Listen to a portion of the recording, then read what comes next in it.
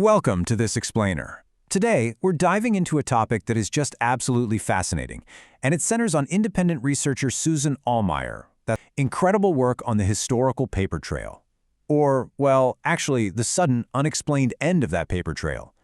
If you've ever tried to trace history through documents, you've definitely hit a wall where the records just vanish. But why does that happen? Let's get right into it. It's a really profound question, isn't it?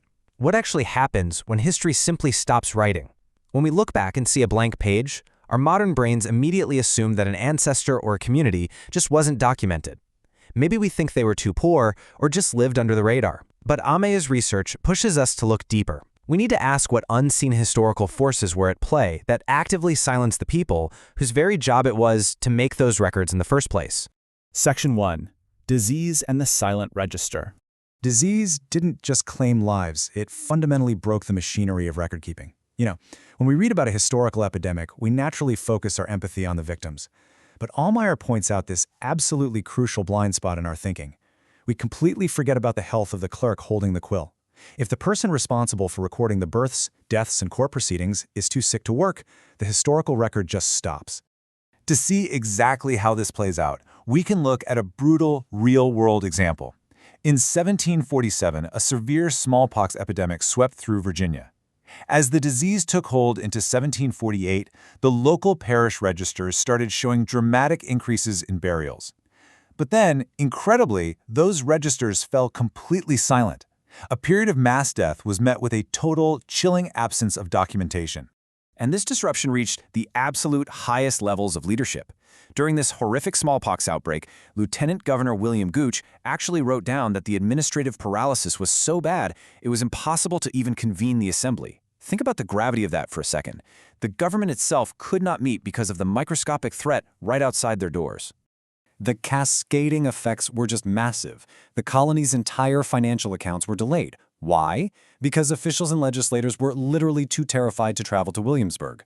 The fear of smallpox outweighed the fundamental duties of the government, and civil administration essentially shut down as communities went into pure survival mode. So here is the huge takeaway. When you're researching history and you come across a gap, a blank page in a register, or a missing court session, it does not mean nothing happened. Often, it means something terrible was happening, and literally no one was healthy enough or safe enough to sit at their desk and write it down. The absence of the record is the evidence. Section 2. When entire families disappear.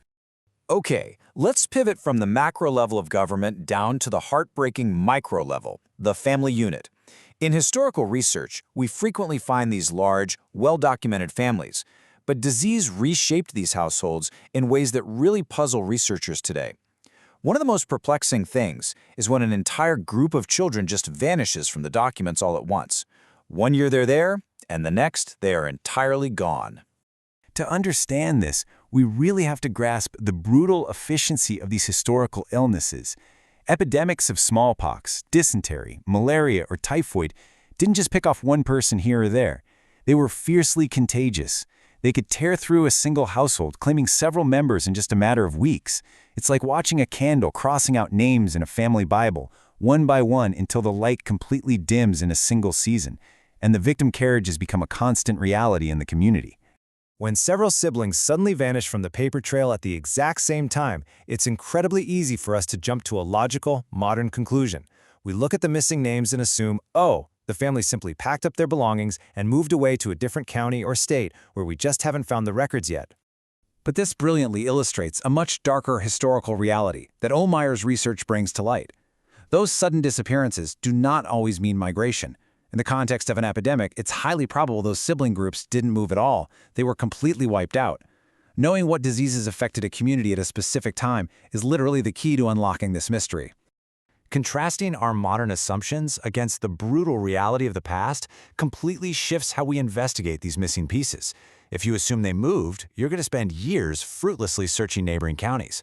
But if you understand the historical context of an epidemic, you recognize that the gap in the record is actually the tragic final resting place of that family's story.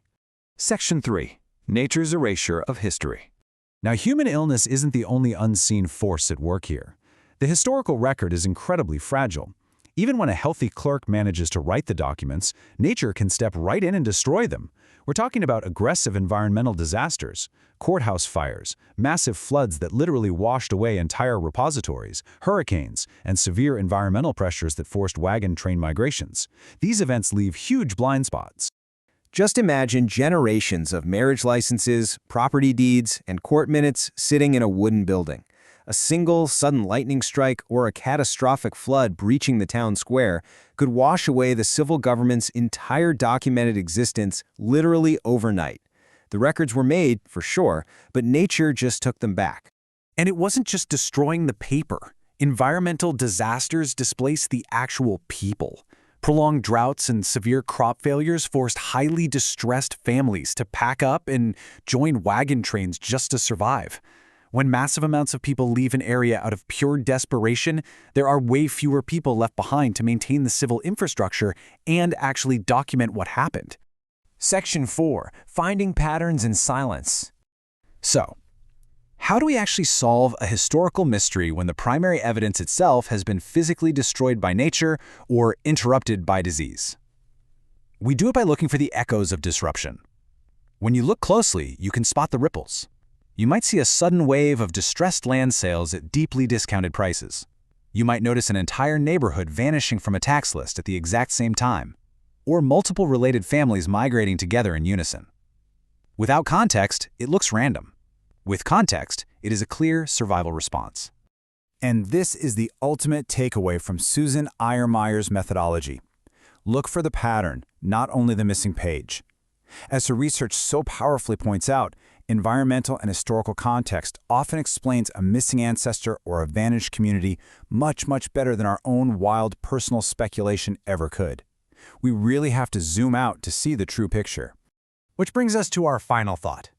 The absence of a record is not a dead end. It is a profound historical clue.